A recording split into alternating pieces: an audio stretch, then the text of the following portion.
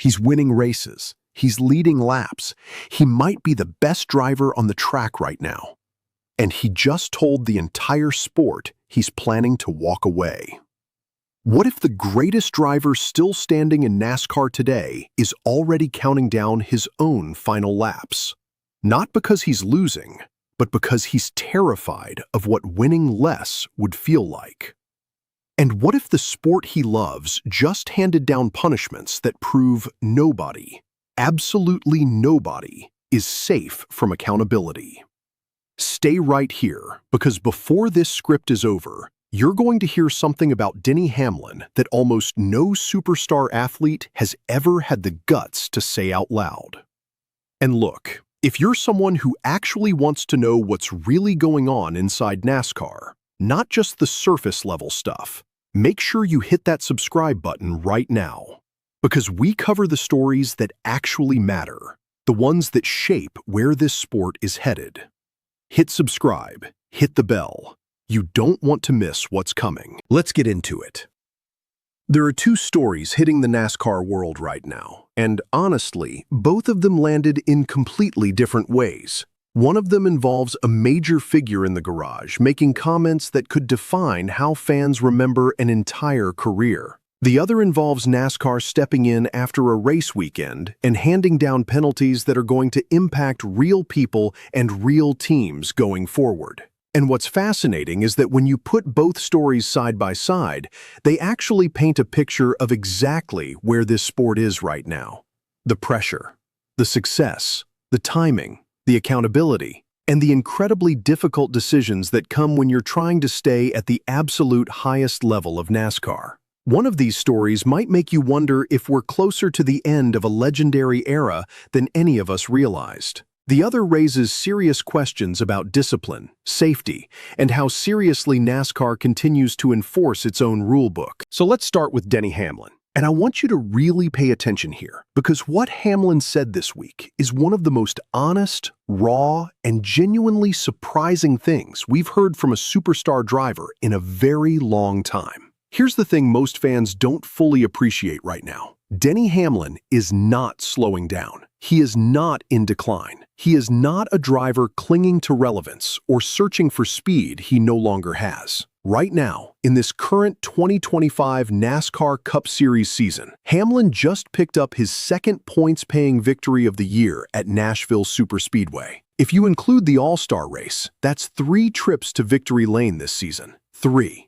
And through the first 14 races of the year, he leads the entire Cup Series in laps led. And not by a little, by a significant margin. He is dominating stretches of races. He is consistently fast. He is consistently competitive. Week after week, he gives himself a legitimate chance to win. So why is everyone talking about retirement? Because Denny Hamlin, while speaking on SiriusXM NASCAR radio this week, made it very clear that his position has not changed. Even after signing his latest contract extension with Gibbs Racing, he still views the end of the 2027 season as the finish line for his full-time NASCAR Cup Series career. He is planning to walk away. And the reason he gave is something that honestly stopped a lot of people in their tracks. Hamlin said that one of his biggest goals, one of the things driving this entire decision, is to leave the sport while he is still capable of winning.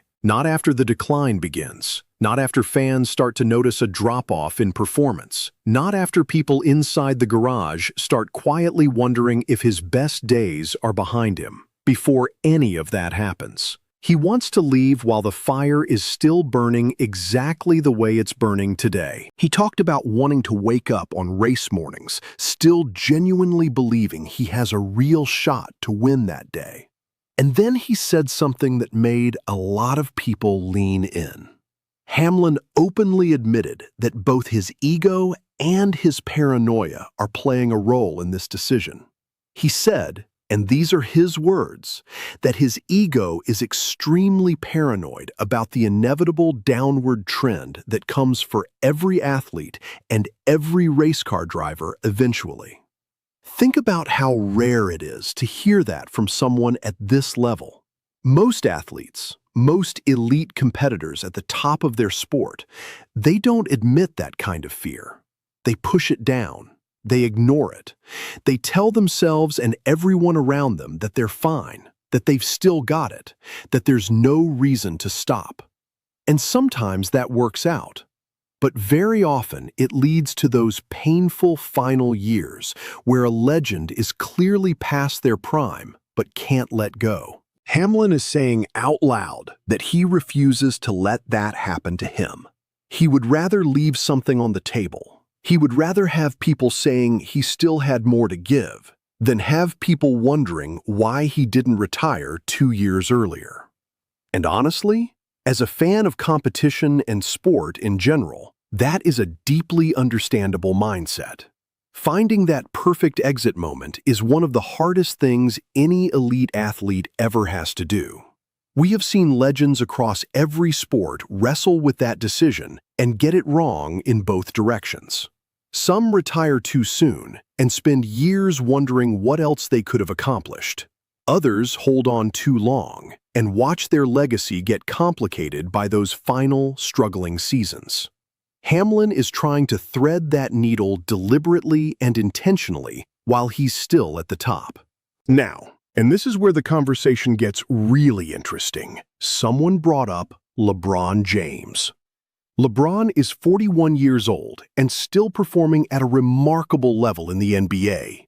So someone asked Hamlin why his situation is different. Why can't he do what LeBron is doing and just keep competing at an elite level deep into his 40s? Hamlin had a very specific answer. He said the situations are fundamentally different. LeBron is part of a team. Even as certain parts of his game naturally evolve or change with age, he still has 4 other elite players around him who can carry weight and compensate. The burden is distributed. In NASCAR, Hamlin argues, it simply does not work that way.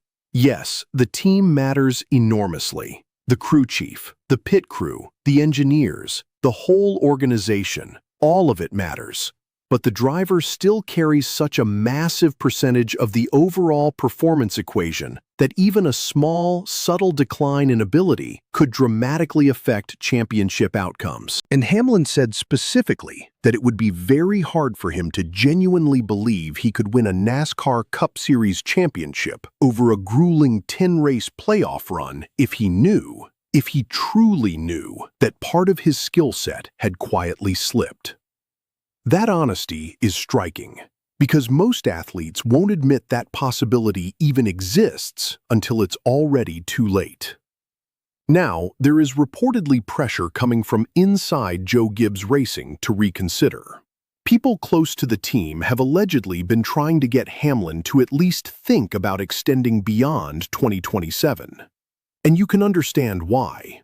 When you have a driver who is leading the series in laps led, still winning races, still showing up every week as a legitimate contender, you don't exactly want to start planning for life without him. But Hamlin seems firm. And whether you agree with his decision or not, there's something genuinely compelling about watching one of NASCAR's greatest drivers openly wrestle with legacy and timing while he's still performing at an elite level. The question that now hangs over the rest of his career, and we'll come back to this before we're done today, is whether a championship changes everything. Because there is one thing sitting out there, one massive, unfinished piece of business that might just be the thing that either cements this decision or completely blows it up. But we're going to hold that thought, because right now we need to talk about the second major story coming out of Nashville. And this one is a completely different kind of conversation. This one is about accountability, safety, and what happens when NASCAR's rulebook gets enforced. While the NASCAR Cup Series and the NASCAR Xfinity Series both came through Nashville without any post-race penalties, the NASCAR Craftsman Truck Series was not so fortunate. NASCAR's official penalty report confirmed disciplinary action against the number 99 team from ThorSport Racing, and it was directly connected to an incident involving driver Ben Rhodes during the Nashville race. During the event, one of the wheels on Rhodes's truck became detached, and in today's NASCAR, that is not treated as a minor infraction. It is treated as a major safety violation. NASCAR has made it very clear over the past several years that loose wheels are one of the most serious mechanical failures that can occur during a race. The danger they pose to the driver, to other competitors, to track personnel is significant, and the sanctioning body has consistently backed up that position with substantial penalties. This situation was no exception. NASCAR penalized the ThorSport Racing team under specific sections of their rulebook covering safety and equipment violations. The punishment included 2 race suspensions handed to Jackman Evan Clay and rear tire changer Pedro Martinez.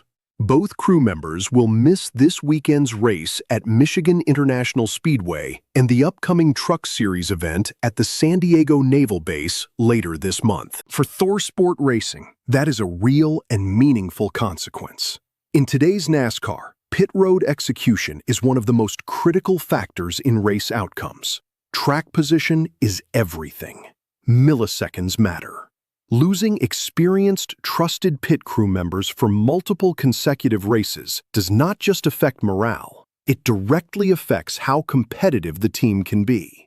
2 races without Clay and Martinez means 2 races where ThorSport is working with a patched-together crew trying to perform at the same level under race conditions. That is a genuine competitive disadvantage at a time when every point matters. But the penalty report did not stop there. NASCAR also announced that Quint Funderburg has been placed under an indefinite suspension. The suspension was issued under sections of the rulebook covering member conduct and NASCAR's broader authority over those working in the sport. NASCAR did not release extensive public details about the specific circumstances surrounding Funderburg's suspension. However, his social media activity in the period leading up to the announcement appears to show him working as a jackman for Freedom Racing Enterprises on the number 76 truck during recent Truck Series events. Indefinite suspensions are relatively rare in NASCAR compared to standard competition penalties. When NASCAR issues one, it almost always draws attention throughout the entire garage area. An indefinite suspension is not a defined timeout with a clear return date. It carries uncertainty. It carries implications that go beyond a simple competition violation. And people inside the sport tend to take notice whenever one is handed down because it signals that NASCAR is drawing a firmer line. For everyone involved, ThorSport Racing, Freedom Racing Enterprises, the suspended crew members, these penalties serve as a reminder that NASCAR's enforcement of its standards is real and consistent. And for teams throughout the entire garage, this week's penalty report is another signal that corners cannot be cut when it comes to safety. Now, let's pull back and look at both of these stories together, because when you put them side by side, something interesting emerges. On one side, you have Denny Hamlin, a driver who has spent his entire career fighting to reach the pinnacle of this sport, still performing at an elite level, still capable of winning on any given Sunday, and already thinking carefully and deliberately about how he wants his legacy to be written. That is the mindset of someone who understands this sport deeply, someone who has watched other great careers end in ways that complicated the memory of everything that came before, someone who is trying to leave on his own terms, with his head held high, before the sport has a chance to make that decision for him. On the other side, you have NASCAR reminding everyone in the garage that accountability is not optional, that safety is not negotiable, that the rule book exists for real reasons and will be enforced with real consequences.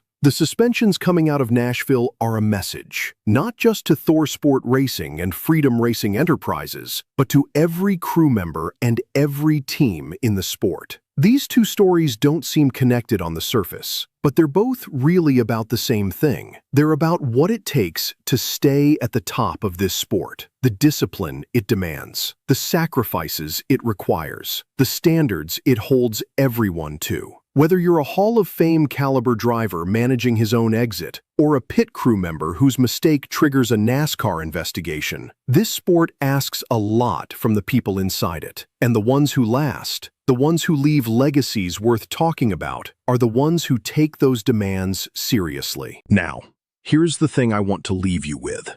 And this is what I was holding back earlier, because I think it's the most important question surrounding Denny Hamlin's future. Denny Hamlin has never won a NASCAR Cup Series championship. He has come close. He has been in the hunt. He has had seasons where everything lined up and the championship was right there within reach, and it has slipped away every single time. That is the one piece of unfinished business that defines his career at this point. The one thing he has not yet accomplished that would complete the legacy. So here is the question. If Denny Hamlin wins the 2025 NASCAR Cup Series championship, or the 2026 championship, does that change his thinking about 2027? Does finally checking that last box on his career list make walking away easier? Or does winning it actually make it harder to leave? Does it create a hunger for more? Does it reignite something that pushes him to want one more shot, one more run, one more year? Or, and this is the scenario nobody wants to talk about, what happens if he doesn't win a championship before 2027? Does he walk away with that void still there? Does he accept it as part of his story? Or does that unfulfilled goal become the one thing that overrides everything else and keeps him racing beyond what he currently plans? These are the questions that are going to define the final chapter of one of the most fascinating careers in NASCAR history. And we are going to be watching every race between now and the end of 2027, knowing that the clock is ticking. Keep watching this channel, because as this season develops, as the playoffs approach, as the championship picture starts to take shape, we are going to be right here breaking down every development that matters. The Hamlin retirement conversation is not going away. The garage consequences from Nashville are not going away. And there is plenty more coming before this season is over. Stay locked in, because the most important storylines of 2025 are just getting started.